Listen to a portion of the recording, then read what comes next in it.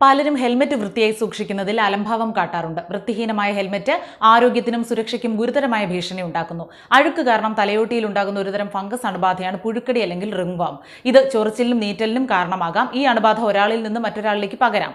ചർമ്മത്തിൽ ചൊറിച്ചിൽ, വീക്കം, ചുവപ്പ് എന്നിവ ഉണ്ടാക്കുന്ന ഒരു സാധാരണ ചർമ്മരോഗമാണ് ഡെർമറ്റൈറ്റിസ്. ഇത് ബാധിച്ച ഒരാൾക്ക് എന്തിനോടും അലർജി ഉണ്ടാകാം. ചൊറിച്ചിൽ, രക്തസ്രാവം എന്നിവയും ഡെർമറ്റൈറ്റിസിന്റെ ലക്ഷണങ്ങളാണ്. വൃത്തിഹീനമായ ഹെൽമറ്റ് ധരിച്ചാൽ ഈ രോഗത്തിന് ഇരയാകാം.